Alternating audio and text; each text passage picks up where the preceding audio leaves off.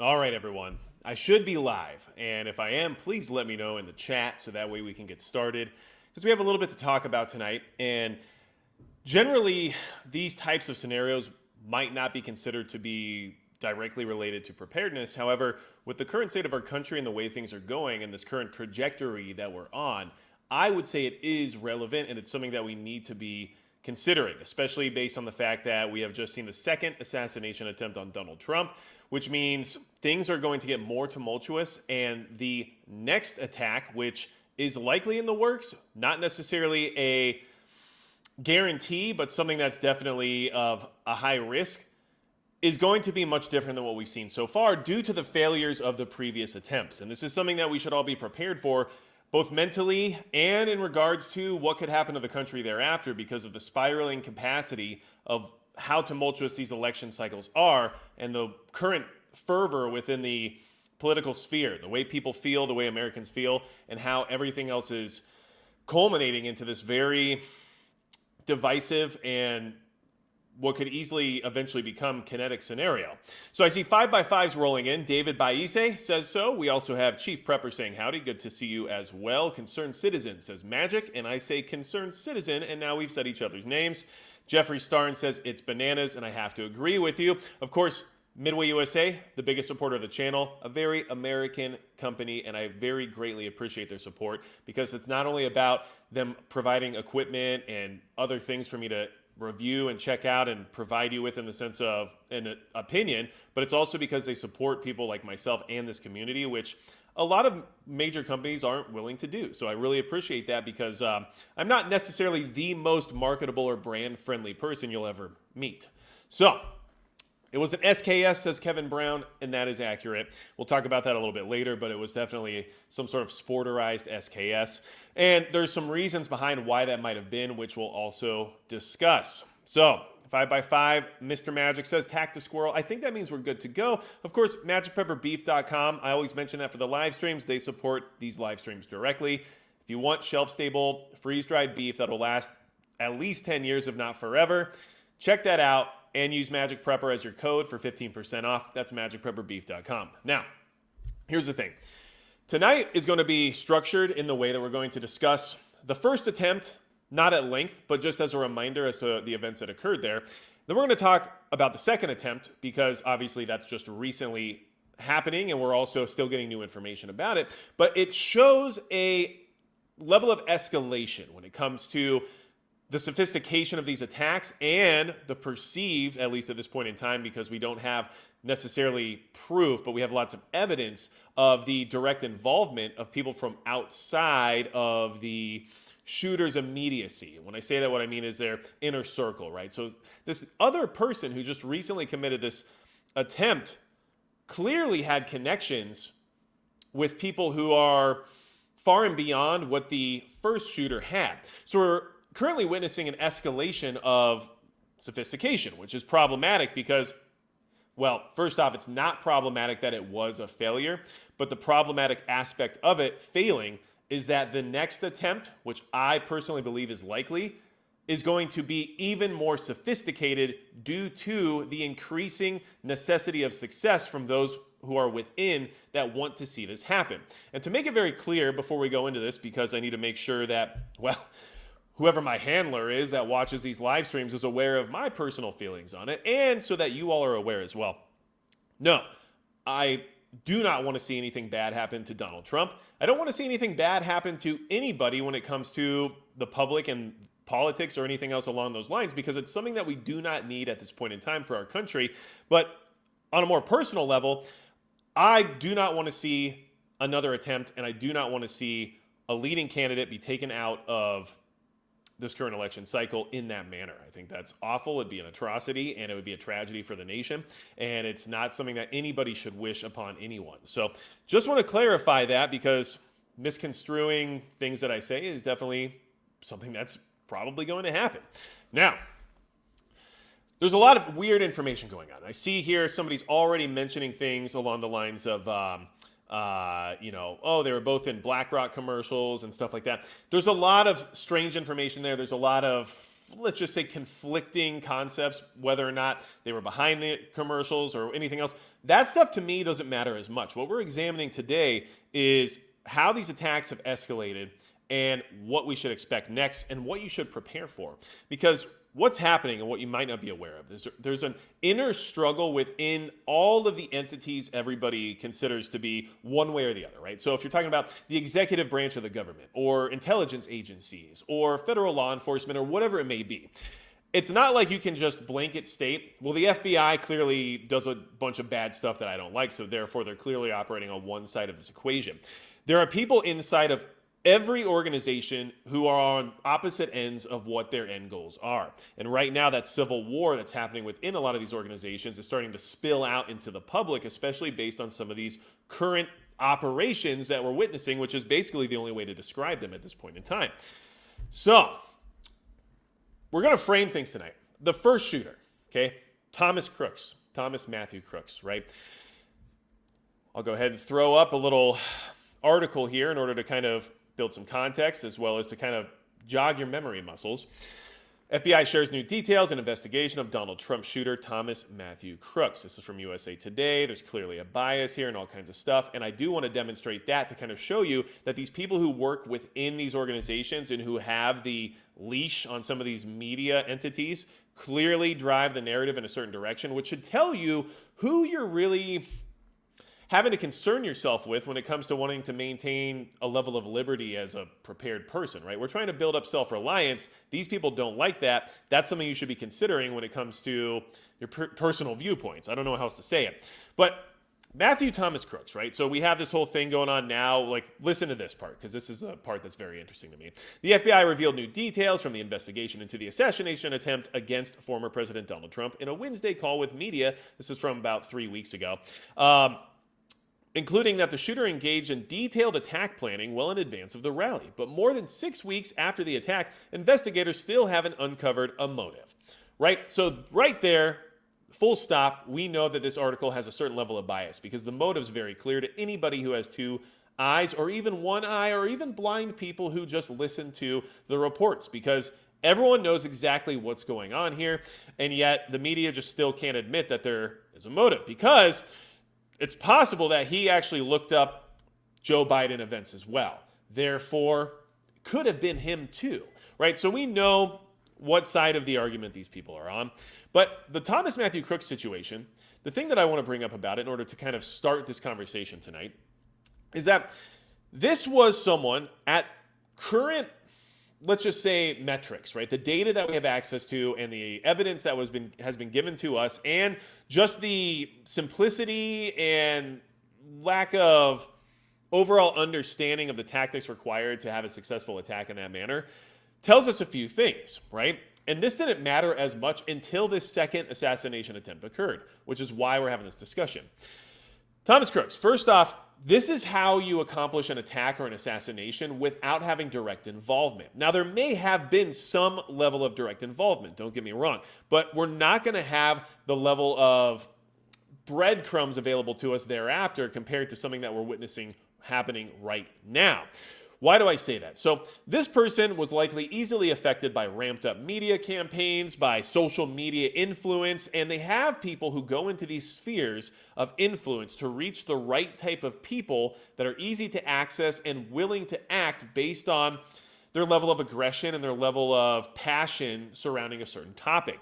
And so if you go into places as, let's just say, someone who glows, and you go into a Discord or a forum or a message board, you can find people here who are going to be more susceptible to influence or to some level of coercion, or at least at the very least, to be pushed in a certain direction. And when you ramp up the media and the propaganda about why somebody's so toxic to democracy and why somebody's such a threat and all these things, you're basically starting to flush some of these types out. And then what you do is you also prepare the battlefield for it to be as open and willing to this type of action as possible, which I believe we saw happening during the Thomas Crooks situation. And I can demonstrate that right now based on information we're likely to be seeing here very shortly, where we had Senator Blumenthal come out, who, by the way, is a Democrat. People will be shocked, appalled by report on first Trump assassination attempt, okay? He warned that an upcoming report will give a damning review of shortcomings that led to an assassination attempt of former President Donald Trump. While reacting to a second assassination attempt Sunday, he said a report is coming very soon, summarizing the findings of an investigation by Congress and the U.S. Senate into the first attempt. I think the American people are going to be shocked and appalled by our findings as to the lapses and failures on that day, Blumenthal said, a Democrat from Connecticut. And this was at an unrelated press event in Hartford. Okay, of course, he quickly credited the Secret Service and made sure everybody knew that everyone did their best, but there was a lot of issues that they were very concerned with. I bring this up because that is part of preparing the battlefield in order to ensure the highest level of success possible for these non-direct weaponized people, like, at least in my opinion, Thomas Matthew Crooks was. Somebody who didn't have the capacity to understand that they were being played, that they were being pushed into a role that was going to, well, not just literally end their life, but regardless of the outcome, end their life, right? So, the battlefield was prepped by removing a certain layer of security, by implementing layers of incompetence, by not providing the resources requested for proper security. This is how you allow something like that to occur. And the results of this situation, this is like probably what I would assume the most beneficial to those who are actually involved in these types of strategies. This type of an attack, the first attack, right, the first assassination attempt on Donald Trump, is probably the one they like the best. And the reason I'm saying that is because it has very beneficial results. If it works, it works. They got their goal. They're happy about the way it turned out. And the risks are extremely low. It's very difficult to tie anyone to this person who acted in such a manner. And the evidence and the breadcrumbs are harder to track because there's not as much of a level of direct involvement. And so you flush these people out, you give them everything that they needed to hear, you give them a target, you explain to them why it's important, you explain to them that they'll be a hero or whatever else is you want to say, and then you push them out into the wild and hope for the best. In that scenario, it failed. Now, there's a timeline involved here that you should also consider. We're on a timeline right now of an election happening November 5th with a transfer of power occurring in January. And throughout that time, things are going to get much more difficult.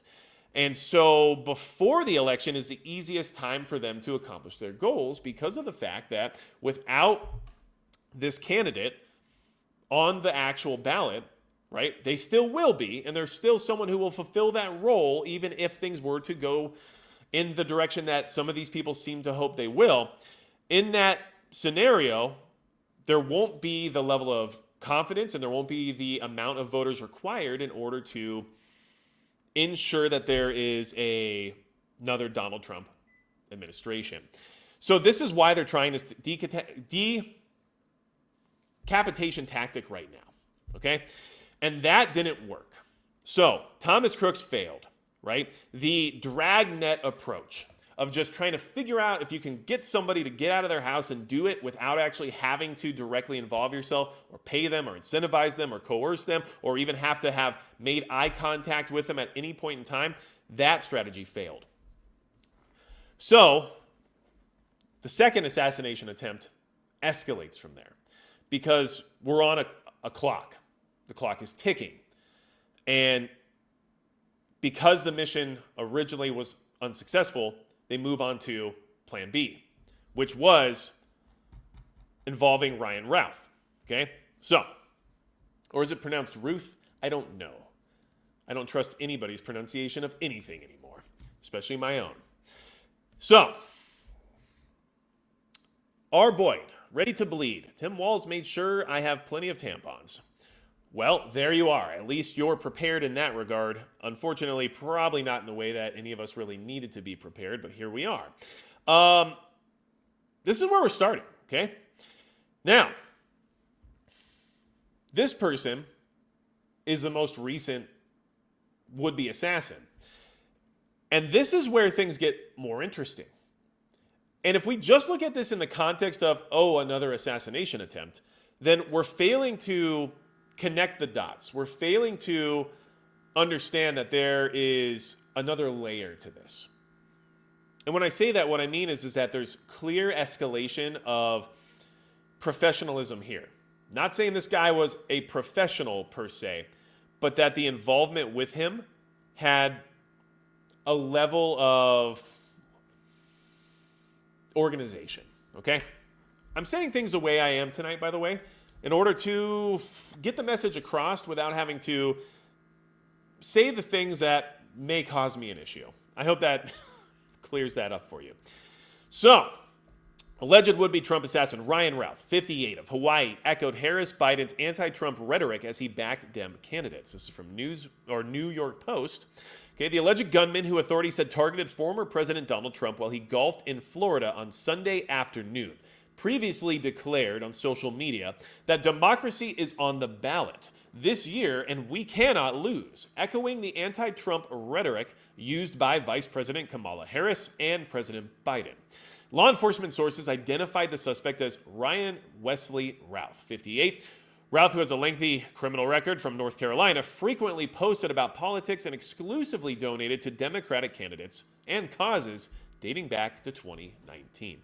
Now, there's a lot more to this, okay?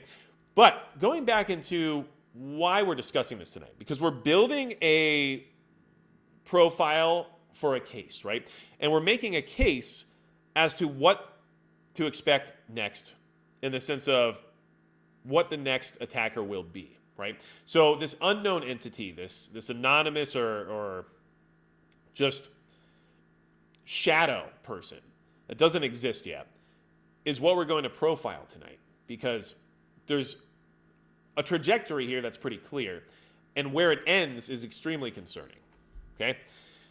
And Wooter dude whips his hair back and forth. So there's that as well. Now, Ryan Routh.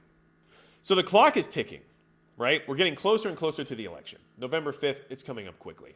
The first attempt has failed, right? Matthew Crooks, the dragnet style attacker, the one that they were just trying to pull out of the weeds and hope that somebody would act on their own so they could have the most deniability as possible, right? They don't have any liability in it, right? There's no one to blame besides this crazed lone gunman. Okay? Failed. Their hand was shown, though, throughout that. Because we know, at the bare minimum, based on how these things usually work out, that the battlefield was prepped to a degree. And when I say that, what I mean is there was lapse in security that had intent to some level. Things were placed in such a manner that this attack was allowed to occur, right? Which is how we know there was some level of involvement somewhere down the line. So now that the hand has been shown, and they still need to succeed at their mission, they're going to have to accept additional risk. Because in order to increase the probability of succeeding at this next attack, the risk has to go up as well. They go in tandem, they're linked together, okay? So one of the ways you do this is you have to use somebody who's a known asset within the network of these people, right? They know about this person. He's been on the news. He's been interviewed before. He had a large social media presence. Not a large following, but himself posting quite a bit about his intentions, political beliefs, and everything regarding that. He also was involved in things that don't usually allow for a typical American citizen with felonies to be allowed to do, which gives you some pause to say, what's going on here, right? Because there's a lot of things going on regarding this person. So let's go over that really quick here just for a minute. Here's just a little graphic to show you exactly what happened in case you just aren't perfectly caught up or aware of what happened here with this second assassination attempt on Donald Trump, okay? It was at his golf course, and this person was set up near the 6th hole. They had very rudimentary cover that they placed themselves, and they were using what looked to be a sporterized SKS, which is a rifle, semi-automatic, chambered in 7.62 by 39. It looked to have a scope on it as well, and it is something that you can pretty easily find a photo of if you were just to search sporterized SKS with a scope. There's a lot of images that can come up for that, and I think if I do just a quick search here, we can find something that's probably very similar to what this person was using. So, and I believe I have already found that, which I can show you here, just in case anybody was interested in what the weapon was that this person was using. It's this one right up here in the top right corner, or something very similar to it, okay? Now, going back to talking about this person and how they had clear, at the very least, connections, which connections can do a lot. It's who you know, not what you know, right? Oh, we inceptioned. That's great. That's exactly what I wanted to do. So, back to this person, okay? Following the Trump assassination attempt in July, when the GOP nominee was wounded in the ear, he tweeted at Biden that he should visit the victims of the Pennsylvania rally. This person was clearly supporting one side of the equation. These are the people that are going to be the easiest to coerce, incentivize, or direct to take kinetic action, okay? This is exactly the type of person they'd be looking for, in the sense of an asset within their network that they could trust to carry out their directives based on political loyalty and affiliation. And that's exactly what this person offered them, okay? Now, there's a lot of weird things that happened here. Here's an image of his sniper nest, right? Where he hung up some kind of rudimentary bulletproof armor in order to have a level of mobile cover, I guess. And you can see the rifle there that was left behind. He was engaged by a Secret Service agent, or at least that's the official story at this point in time. Secret Service agent saw the barrel of this SKS sticking through the chain link fence. The agent started to fire at it because at that point in time it wasn't worth the risk to investigate further, I assume. And this person fled. Now, could they wanted to have eliminated the target in order to avoid any additional questions that are going to spring up here thereafter? Quite possibly. Would they have liked to eliminate the target at that point in time in order to ensure the, let's just say, following sudden demise of this person isn't as questionable? I would assume so as well. But there are some things you want to keep in mind regarding this whole scenario.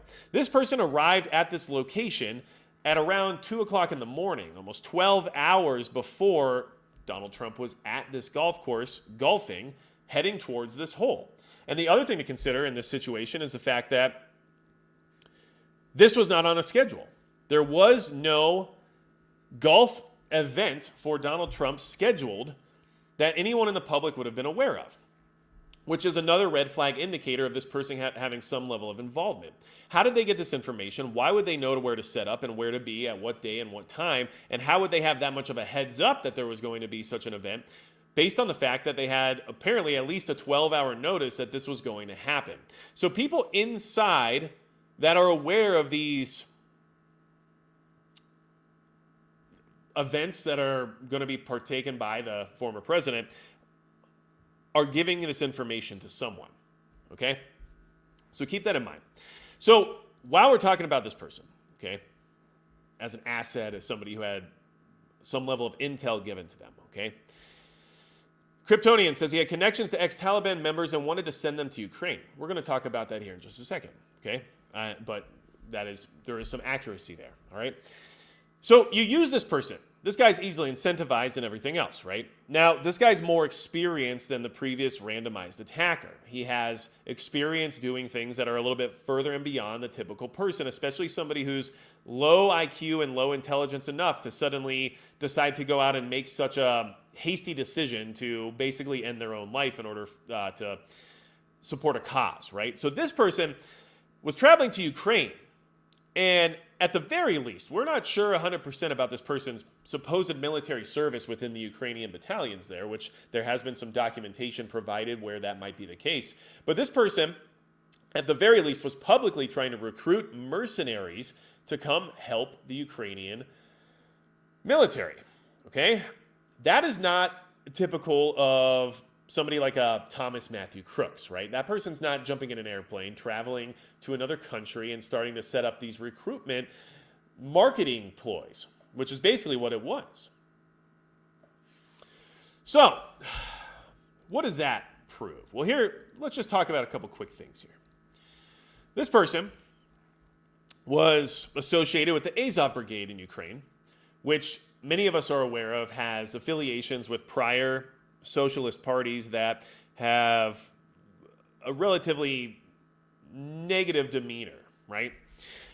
Perhaps the most interesting angle to attempted Trump assassin Ryan Routh's recent history in his Ukraine connection. We documented that when he went to Ukraine to recruit for its International Legion in 2022, he was a Western mainstream media darling for a time, having been quoted on behalf of the cause to get more foreign fighters thrown into the battle against Russia by a who's who of major media sources, from FT to Newsweek to the New York Times. But when he arrived in Ukraine, according to these media reports, the 58-year-old Routh himself was considered too old to fight alongside the Ukrainian army, or maybe untrustworthy, because they're more than willing to recruit men who are in their 60s, but this person was not considered eligible, okay, or was purposely not eligible. So plan B, Routh described to one outlet, was to come to Kiev and promote the idea of many others coming to join the International Legion. We need thousands of people here to fight alongside Ukrainians. Now here's the thing, okay? If I flew to Ukraine right now and began trying to recruit foreign mercenaries, which is what he was doing, especially when he started to promote the idea of recruiting former Afghan fighters as well as Iraqi fighters to the region for a fee in order to build up a larger military force, I would get arrested for that. Why is that? Okay, there's this thing called the Neutrality Act, okay? And the Neutrality Act, in regards to this particular scenario, is something that you should be aware of, okay? One of its provisions is that it makes it illegal for American citizens to enlist in foreign armies or to recruit others to do so. And this whole intention is designed to try to keep U.S. citizens from participating in conflicts abroad in a way that could possibly drag the U.S. into a war and compromise its neutrality. However, that would be allowed if there was an authorization permitted. An attempt by an American civilian to recruit mercenaries for a foreign country would be considered a violation of the Neutrality Act unless there was explicit authorization. Okay?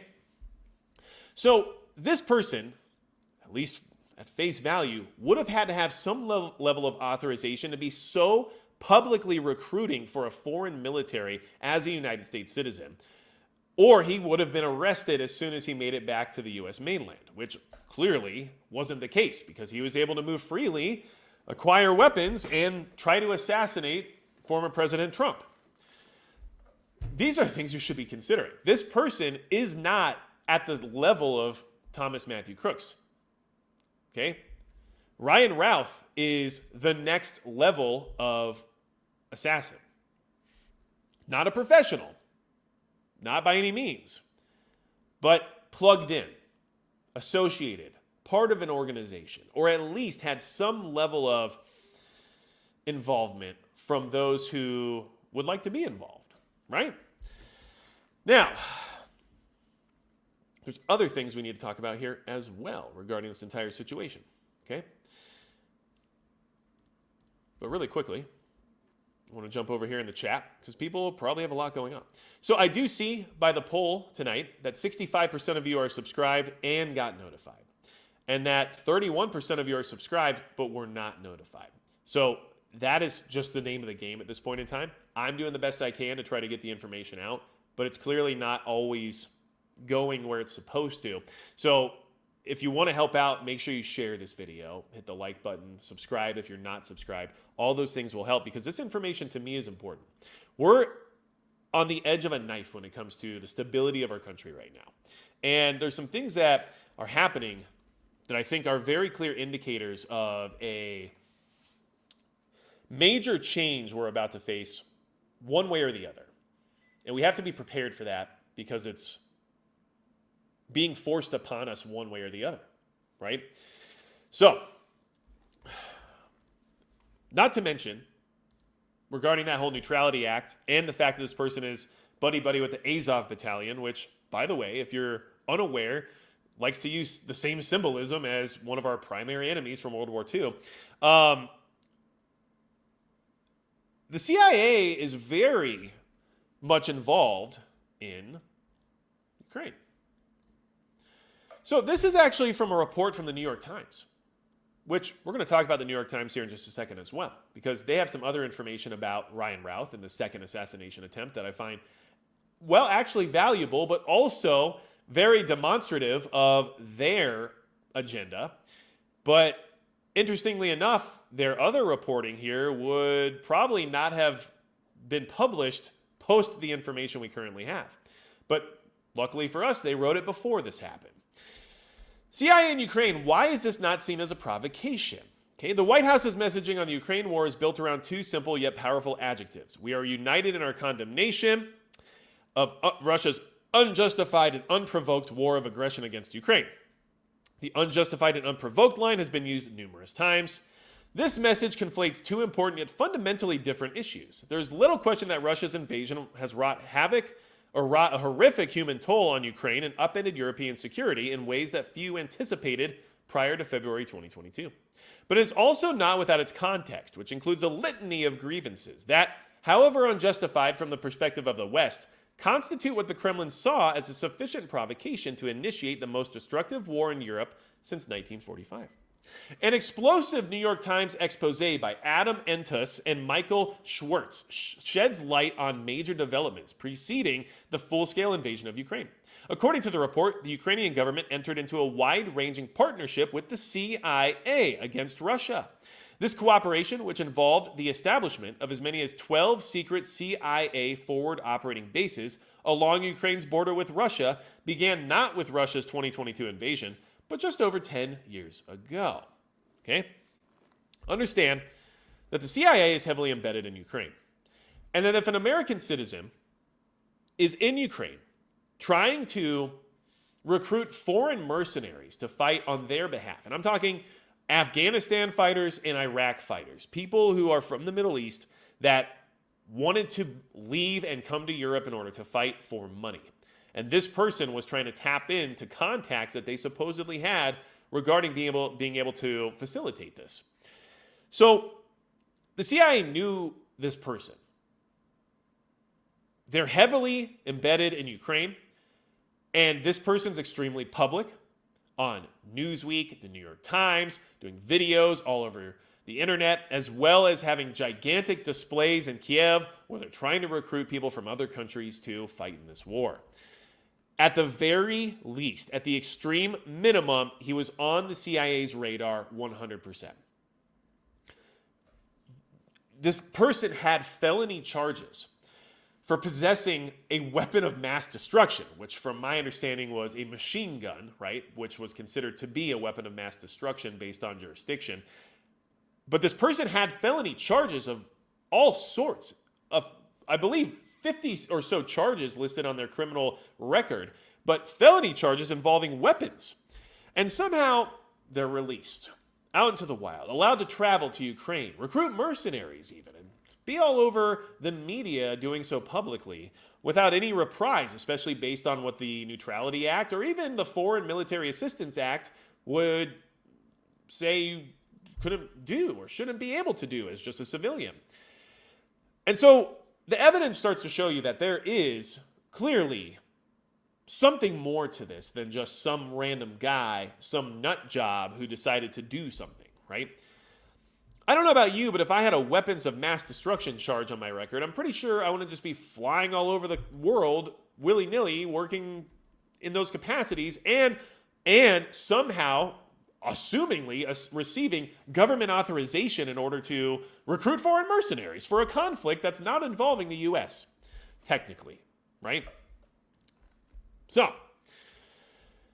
back to kind of profiling the scenario. Clearly, this person has asset of some kind written all over them, right? If not proxy operative, at least some sort of direct communication with somebody who was connected to some organization at some level. Like it's basically a guarantee at this point, right? He was given a level of intel based on the timing and location of the attack, because that was not publicly available information.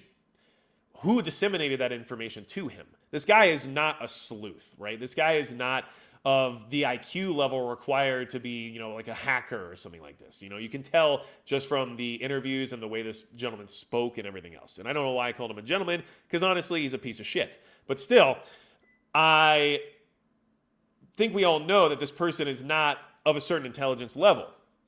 So they're getting help. There's support there involved.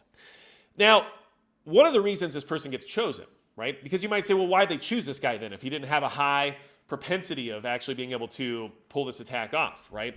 Why would they choose this person if there wasn't a high level of success expected from their attack, right? And they don't have the capability of like a professional. Why did they choose this person? Well, here's the thing. It's easier to have minimal, right? I told you they're raising the risk at this point. The risk level is higher because they had to tap an asset, somebody who is going to have a paper trail. Breadcrumbs are going to be there. There's going to be some form or fashion for internet sleuths all over X, right? As well as people like myself just trying to put random information out here for you to digest in the sense of how this is relevant to you or what you might not be aware of.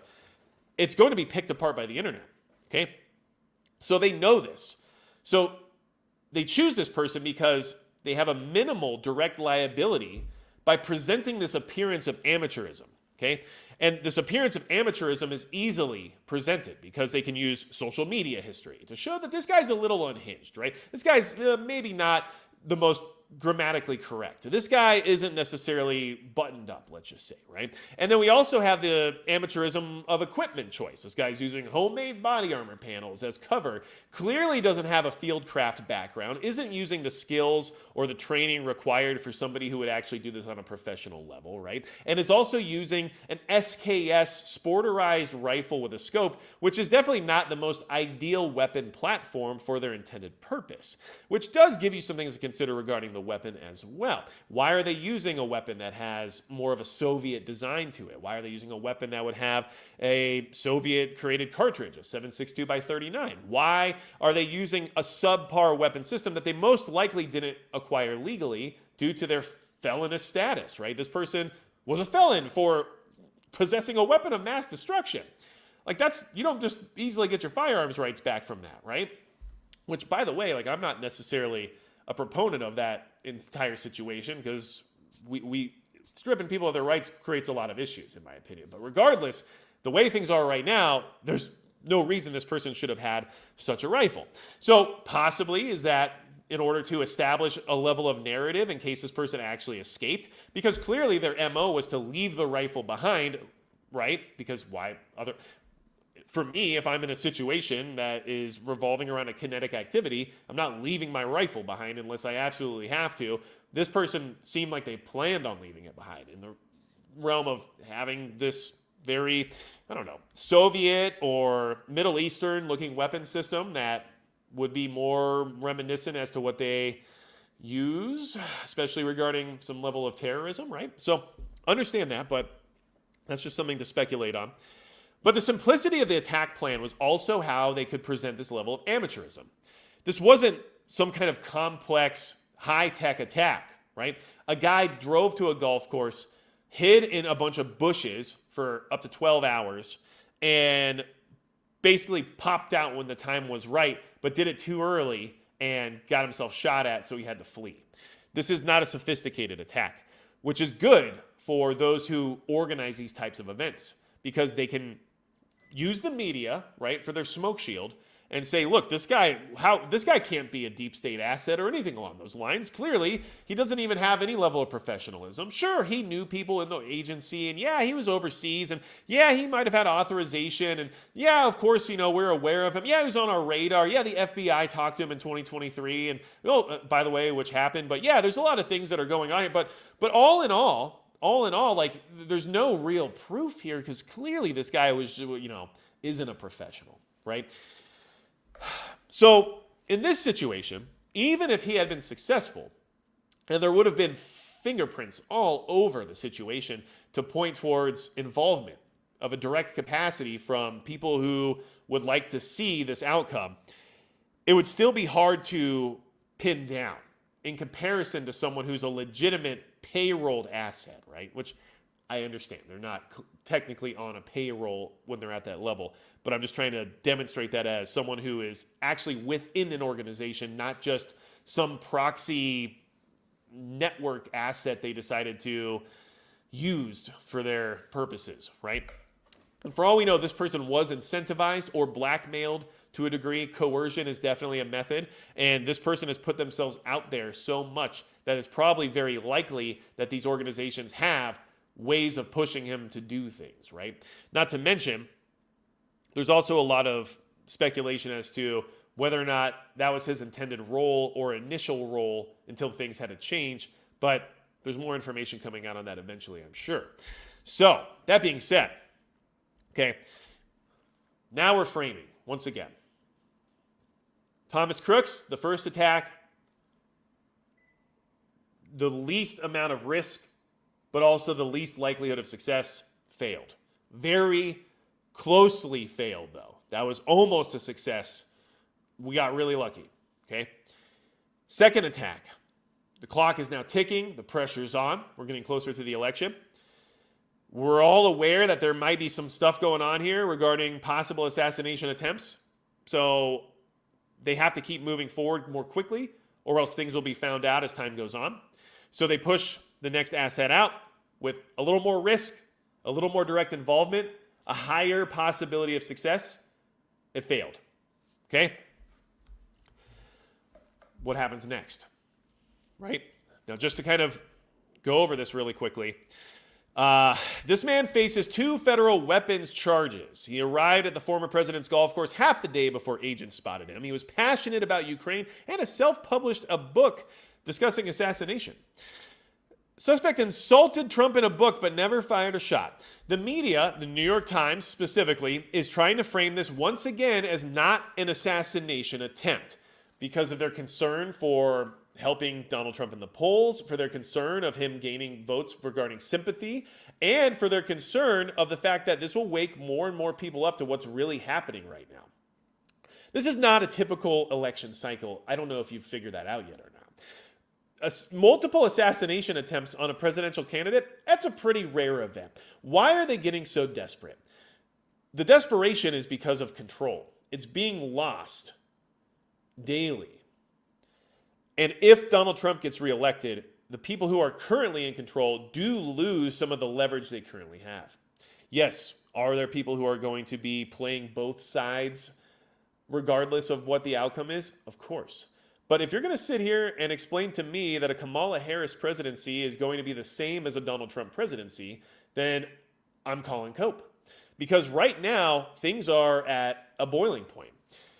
And this should demonstrate to you that there's a real fear from these people for this person to regain control. And why is that? That should definitely be resonating in your brain right now. And something that you should also consider, and this is just from more of like a personal opinion, but something that I find to be at least, very least interesting. People like RFK Jr. and Tulsi Gabbard and these types, they aren't leaving their parties because they think they have a better chance of winning on the other side. That's not why they're leaving. They're not leaving to become Republicans, right?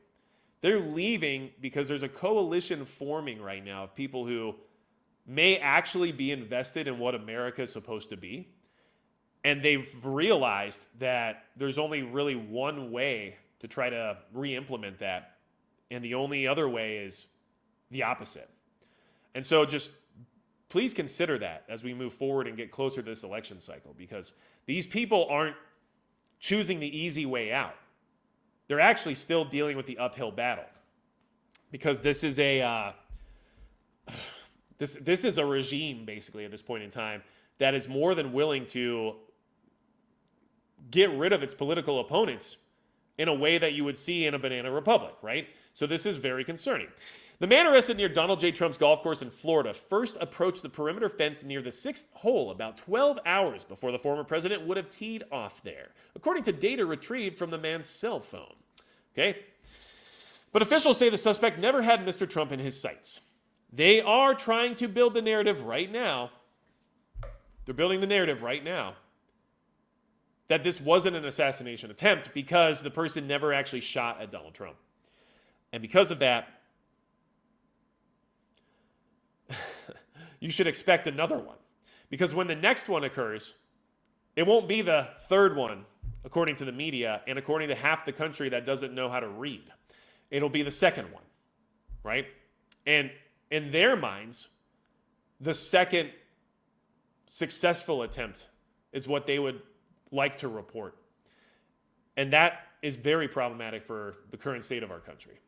I don't care what you think at this point in time, but if you don't realize that there is more at stake here than just a political candidate, I wish I could bring you into my mind because I have a really weird brain. I really do. But it doesn't always articulate everything in a way that demonstrates my feelings of what's occurring, okay? And so I'm trying my best to do that tonight while going through this with you all.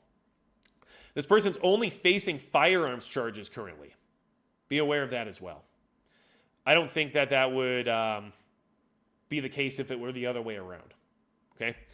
Now, like I said, this person has been all over the place when it comes to Ukraine, when it comes to violating the Neutrality Act, when it comes to having felonies on their criminal record involving a weapon of mass destruction. This person knew their way around guns. They had felony charges around guns that I don't even own or have access to, right? So this person didn't necessarily have to rely on a sporterized SKS, which is one of the reasons why I am questioning the use of that particular weapon system.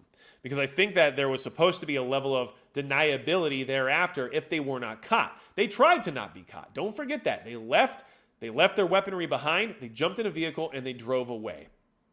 Now, what about, notice he didn't use an AR, tactical Matt Foley, exactly. Now, to be fair, this person spent a lot of time in Ukraine. Maybe they gained an appreciation for Soviet-style weaponry. I'm not sure. But what I will say is that it is a weapon that people would associate with other groups who have already been considered to be enemies and would be easily painted as scapegoats. So, let's talk about the next shooter, or the next attack, or the next assassin, or assassins, okay? Here's the part where I tell you what to expect next and what to prepare for. And I know we spent a lot of time going over this other information, but I found this very important for us to paint this proper picture in order to have this discussion. I know a lot of you may not agree with me, and that's fine. But at least take this information and insert it into your strategy, or at least insert it into your database. So that way you can reference it as a way to develop a more informed opinion as to what could occur. That's my goal here. Am I ever going to force my political beliefs upon you? No. But you know what? I may become more vocal in sharing what those are because things aren't right. Okay? Things are not right. They're just not. What happens with shooter number 3? This unknown entity, okay? Number 3. Here's what to expect, at least in my opinion. If you have a better background in intelligence or something like this, and my,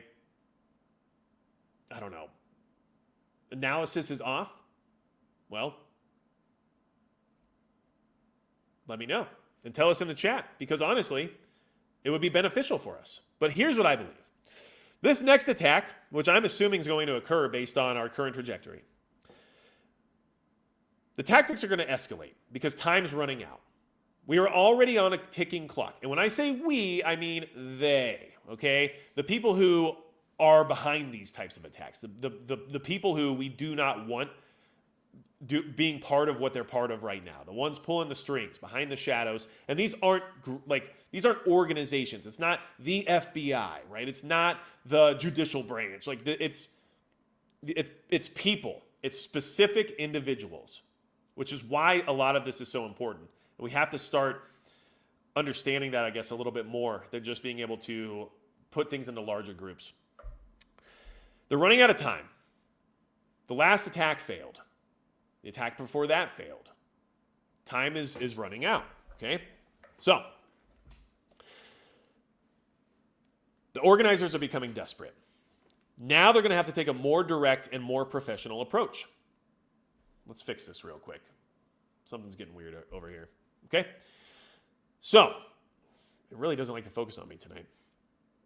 This more professional approach will have built-in plausible deniability.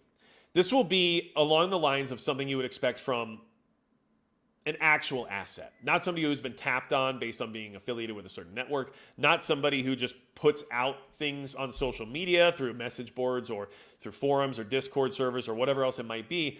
basically putting themselves out there as being recruitable, right? Which some of these people are, including this Ryan Routh person, including Thomas Matthew Crooks. I guarantee that they had some level of asking to be used for the cause, right?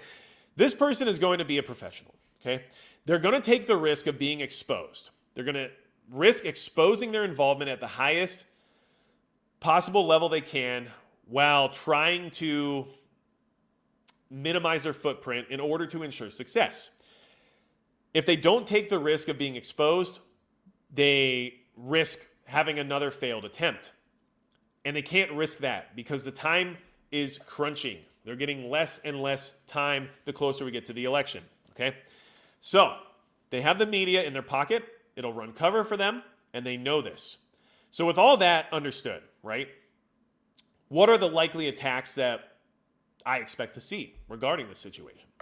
First off, you have the same MO once again, because it clearly has the ability to be effective, right? We've shown now twice that a lone shooter can get within distance of former President Donald Trump quite easily based on lapsed security while needing rudimentary equipment to pull this off.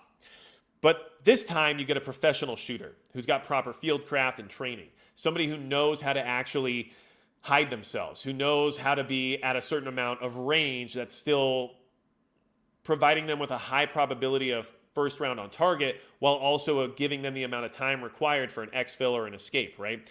So this person will be provided with actionable intel as well, similarly to what we saw before, but probably with a lot more detail, aka times, places, locations, possible locations, future locations if there is a failed attempt. All these types of things are likely to be provided at this point in time. And then, of course, they'll already have a scapegoat employed of some degree. Either a scapegoat that's planted or the person themselves will have some level of being a scapegoat. And what I mean by that is that this person will have a properly planned escape and evasion tactic ready to go. But in case of capture, they'll already have a full social media pre-wipe. They'll already have their ties to designated entities established. And likely they will be KIA. Right? So the law enforcement who responds to the scenario will likely have somebody within their ranks who will be designated to make sure this person can't be a witness, right? And so that scapegoat could be a secondary person, like a secondary shooter or somebody who's unaware of the actual plan, who's set up somewhere else. That person gets eliminated. They have all the typical workings of what we've already seen, people with an unhinged history, people who have affiliations, maybe with a terror group of some kind or something along those lines, and that person gets eliminated, and the other person who is actually the perpetrator escapes because they are a fully employed asset, which means that there is some level of breadcrumb there that could lead back to those who made these decisions, which is why they would have to put this into place to some degree. And then if this person were to be captured somehow, right, because of some sort of failure within the plan or some sort of lapse in judgment or who knows what else, or because the counter attack is actually effective due to maybe other intel that's provided, then this person is going to be selected in such a way that gives them some more levels of plausible deniability. This person has a strange background. This person has strange affiliations, whatever it may be. They're a contract worker that went rogue. There's a lot of ways they could do this, okay? So that's my first expectation, because doing the same thing again will be more digestible for the public and more expected in the sense of being less shocking, but also being effective because, you know, third time's a charm, right? That's what they would try to say in the media. And I think it's the easiest one for them to pull off without raising alarm bells or waking enough people up to what's really happening. The second expected attack that I would foresee them possibly trying to pull off would be the obvious accident, right? Creating some sort of accident scenario during transport, whether or not it's tampering with Trump Force One, whether or not it's something to do with the motorcade, and, you know, creating an accident there, regardless of whether or not it's a vehicular accident, some sort of explosive, or who knows what else could be used in that scenario. This would be a transportation scenario in between different facilities. This would be even likely to be blamed on some sort of catastrophic maintenance failure, or who knows what else, right? So there's a lot of ways that could go down. And of course, this has extreme risk. It's difficult to prove that there was an intent, because if something for example, if something happens with an airplane, like that's hard to prove that there was something there, or it buys enough time before proof can be revealed for them to move forward with their plans and for them to move forward with the election without a Donald Trump on the ballot per se. He would technically still be there with J.D. Vance following up, but that wouldn't have the same effect as having Donald J. Trump there in their way.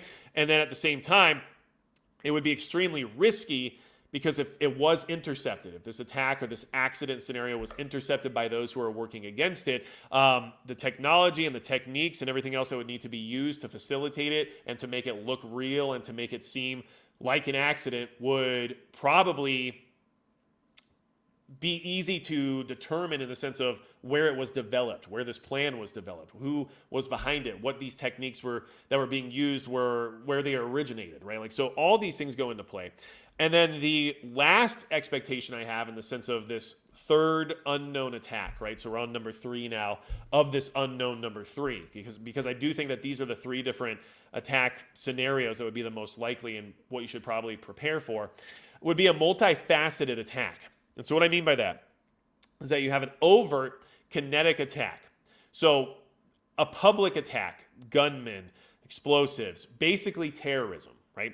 And then in this scenario, you have it's in the air or on the ground, possibly both. They try to attack Trump Force One directly. They try to bring it down. Who knows? They have assets on the ground in case that doesn't work. A lot of these things can happen. This is larger scale, and it would be a direct confrontation. It would be public, it would be broadcast, and it would be the usual suspects involved, or at least people who would appear to be affiliated with the usual suspects. Iranians, Hamas, people that are involved with these different terror groups or these proxies, especially based on the fact that we have a country in Iran who's been saying for a long time now that they are going to bring retribution to our country for supporting Israel, and that we won't see the attack coming, but it is on its way. So there's already a scapegoat proxy built into the equation. And then these people who are organizers of said attack blame these different entities, right? Oh, it was Iran, or oh, it was Hamas, or oh, we have the receipts, right?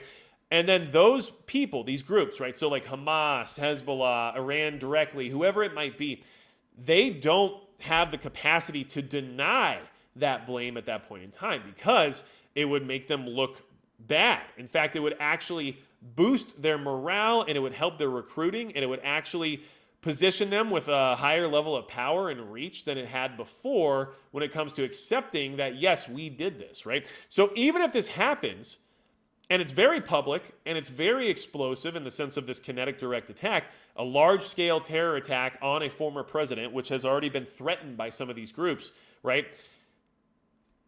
Even if they're not behind it, it'll be very easy to blame them for it, and then they will probably accept the blame because denying it won't work.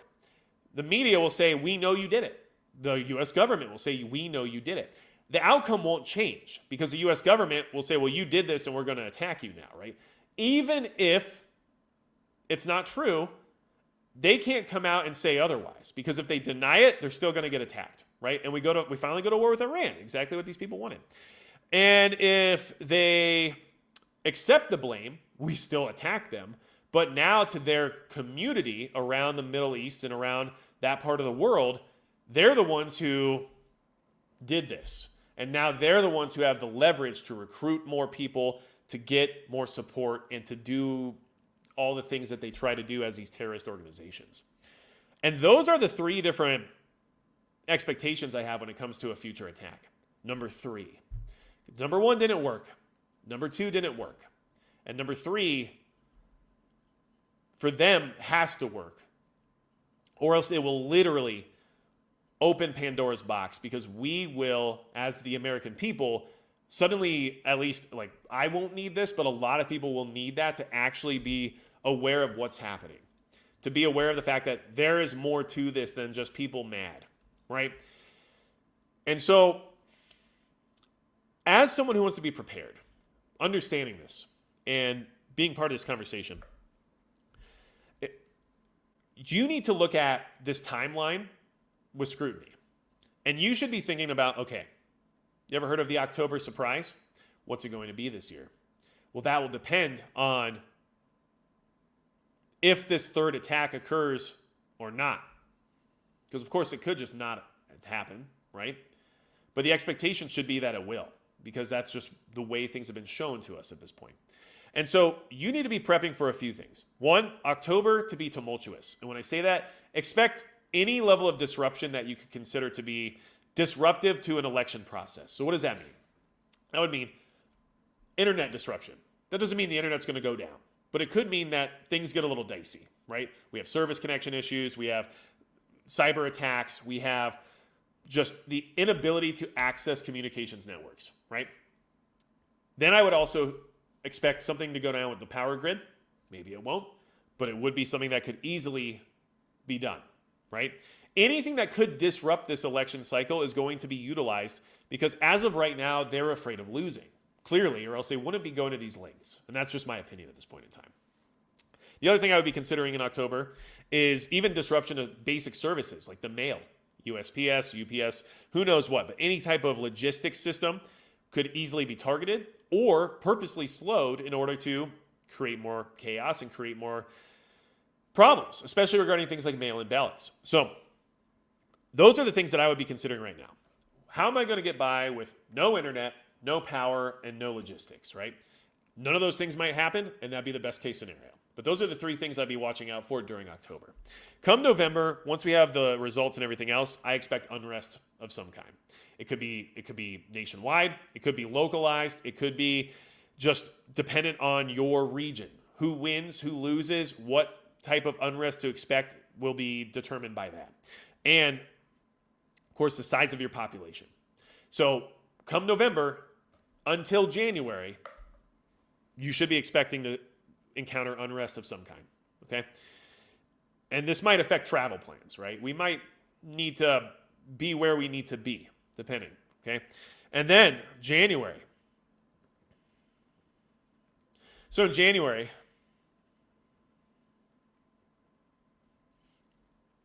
there's a process where all the votes get confirmed and selections are made, right? I think we're aware of how this situation has gone down in the past.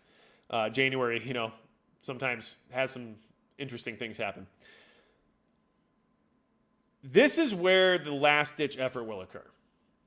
Politically and lawfare-wise, January is when strange things can happen, right? Courts might have to get involved, who knows? But that would be a pretty big inflection point for this country at that point in time if things keep going in the direction they're going right now. And I would prepare for January of 2025 to be less than ideal. And at this point in time, you as a prepared person and most likely as, an American patriot of sorts, unless you're not from here, which I'm just glad you're tuning in to see what to expect. But if you are an American and you're a patriot of sorts, and you're worried about the future of this country and you're worried about the way things are going, January is a time of the year where you should have some ideas in mind as to how you're going to react to what occurs thereafter. Because, there could be extreme disruption, extreme unrest. There's a lot of things that could occur. And you kind of need to know how that might affect your life and what you'll do in reaction to it. And who knows what that means. For some people, that could mean having to quit a job in order to avoid being part of what's happening, or that could mean having to relocate. There's a lot of things that could happen there. And certification in January is where a lot of things can go wrong, especially regarding the election. If they don't get their way, that is where legally there's grounds to argue the results and the outcome, right? So, from now until then, there's a lot that can happen. And I honestly believe you need to be ready for that. And if you want an idea of what that third situation might look like regarding the third attacker, right? The multifaceted attack that's very public and very obvious and very easy to blame on certain organizations, I would look at something similar to what happened in Benghazi. Because Benghazi, well, what happened there? There was protests, people were getting unruly, and a sitting U.S. ambassador was attacked within his compound, right? There wasn't enough security. They were overwhelmed quickly. This was all very public. They were basically burned out of the building, and the ambassador was kidnapped and eventually removed, eliminated, right? And there's really no reason to think that something like this couldn't happen here, right? And it would be very easy to have an attack like this occur on American soil and say, guess what? We know it was Iran. So we'll be there shortly, right? We know it was Hamas. So Israel, you have the green light and you have full support, right? Like this, it's almost too easy if that's the route they have to take in order to be successful at their goal. And Benghazi was one of the few recent examples I could think of where a prominent political figure was directly attacked by a large force publicly in a way where there was a deterrent, and that deterrent was just overwhelmed, right? And as we've seen with Donald Trump's current security detail, a lone gunman can get within how close, right? Within at least a few hundred yards. So what would they do about 100?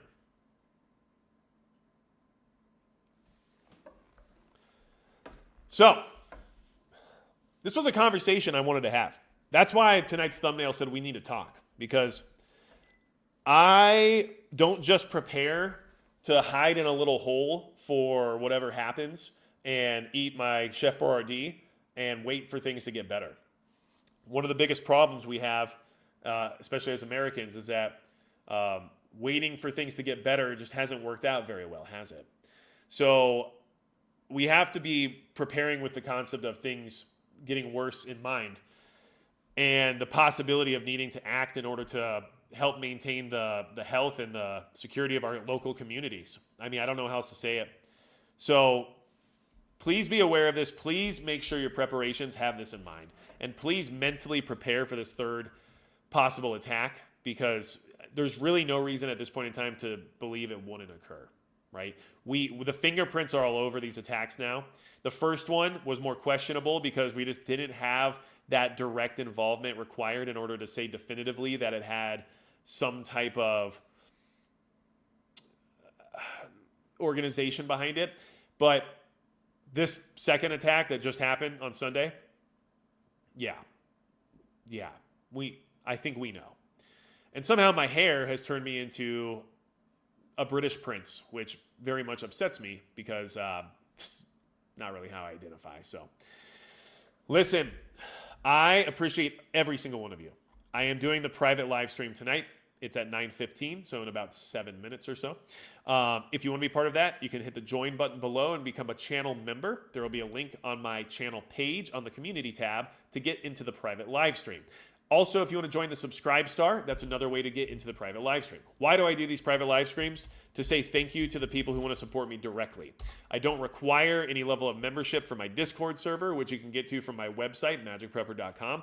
I don't require a paywall in order to get important. I don't look like a princess. I see you in the chat. I do like Lord Farquaad, though, for sure. Let's fix that. And the Subscribe Star and the YouTube channel membership is an outlet for people who wanted to support what I do directly.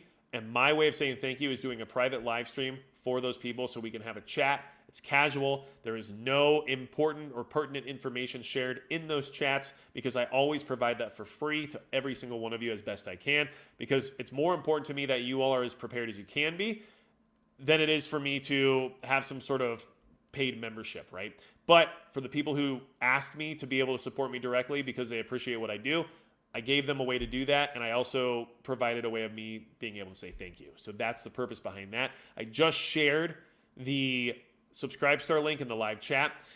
Listen, if you need any other stuff from me, I mean, go to the website, magicprepper.com. But I really hope you guys take the conversation we had to heart tonight. This is not just an election of like him versus her or something like that. You have to look at the team of these people. You have to look who is working behind the scenes. You have to understand what their philosophies are and what their intent is. And this is different. I don't know how else to say it, but this is different. And you need to look at it differently.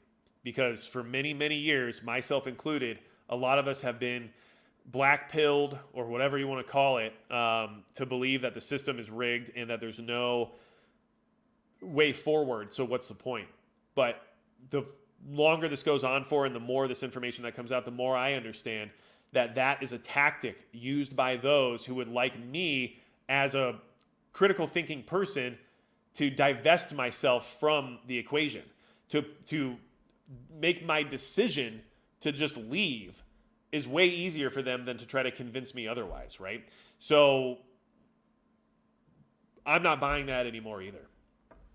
And I don't care. It's just, that's where I'm at. There has to be there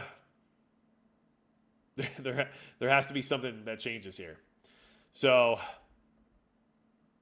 I'm sure you all get it. I will be in the live chat. I appreciate Replay Crew. I know you're here whenever you get here. You guys are awesome. Everyone here in the chat tonight has been amazing. I'm sorry I wasn't able to interact with you as much as I usually do, but I am, in fact, appreciative of you being here and trying to listen to this information. So do your best. Get prepared. Mentally prepare yourself. Next time is going to be rough. And that's going to be it for Magic Prepper.